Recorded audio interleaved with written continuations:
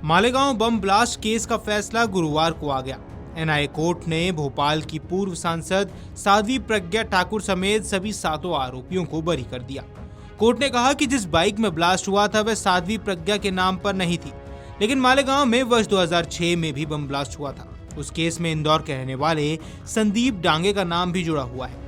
संदीप 19 साल से एनआईए की मोस्ट वांटेड लिस्ट में है। उस पर 10 लाख रुपए का इनाम भी घोषित किया गया है, लेकिन एजेंसी आज तक उसका पता नहीं लगा पाई।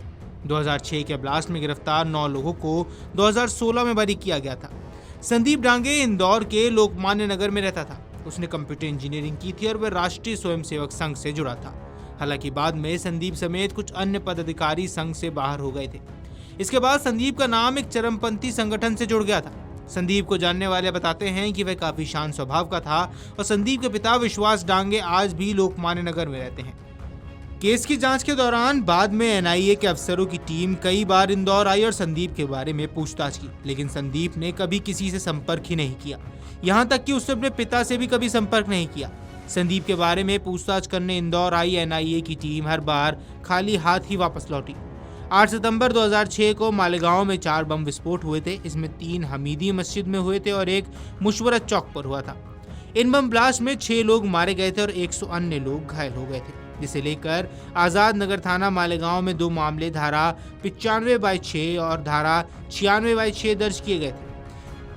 आपको बता दें कि 29 सितंबर 2008 को महाराष्ट्र के नासिक जिले में स्थित मालेगांव में रमजान के महीने में एक जबरदस्त धमाका हुआ था। इस ब्लास्ट में 6 लोगों की मौत हो गई थी, जबकि 100 से ज्यादा लोग घायल हो गए थे। हालांकि आरोपियों की गिरफ्तारी के 17 साल बाद अब एनआईए कोर्ट ने इस मामले में महाराष्ट्र के आतंक रोधी दस्ते यानी एटीएस की जांच में कई खामियां मिलने की बात कही। साथ ही इन आरोपियों के खिलाफ पर्याप्त सबूत भी न पेश किए जाने का मामला उठा। इसके बाद अदालत ने सभी आरोपियों को बरी कर दिया। गौरतलब है कि मालेगांव ब्लास्ट केस में फैसला करीब 17 साल बाद आया है और इस मामले में एक आरोपी को तो 2011 में जमानत मिल गई थी, लेकिन 6 आरोपी 8 साल तक जेल में बंद रहे और उन्हें 2017 में जमानत मिली। मामले की शुरुआती जांच में महाराष्ट्र के आतंकवाद विरोधी दस्ता ने की थी। एटीएस ने जांच में पाया कि LML फ्रीडम मोटरसाइकिल पर आईईडी लगाया गया था, जिससे विस्फोट हुआ। जांच में सामने आया कि बाइक का रजिस्ट्रेशन नंबर फर्जी था और इंजन नंबर और चेसिस नंबर मिटा दिए गए थे। इसके बाद वाहन को फॉरेंसिक लैब में भेज दिया गया। यहां जांच के बाद पता चला कि बाइक का पंजीकरण भाजपा सांसद साध्वी प्रज्ञा ठाकुर के नाम पर था।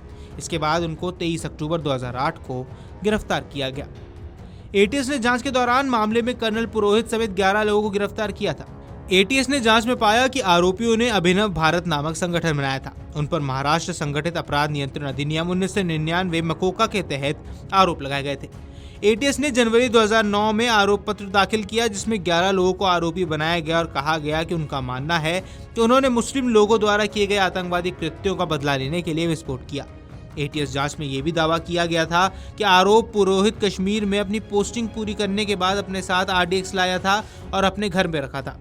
एटीएस जांच के आरोपी सुधाकर चतुर्वेदी के नासिक मौजूद घर में RDX के निशान मिले थे, जहां बम बनाया गया और प्रज्ञा ठाकुर ने पूरी जानकारी के साथ बम विस्फोट करने के लिए अपनी मोटरसाइकिल मुहैया करवाई थी।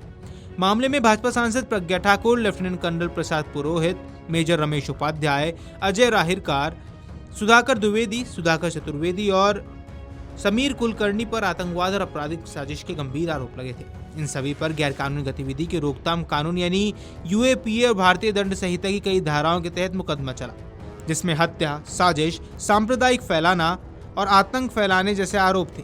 राष्ट्रीय जांच एजेंसी ने इस मामले में जांच की और कोर्ट से आरोपियों को उनके अपराध के अनुसार सजा देने की मांग की। अदालत ने कहा कि आतंकवाद का कोई धर्म नहीं होता और कोई भी धर्म हिंसा का समर्थन नहीं कर सकता।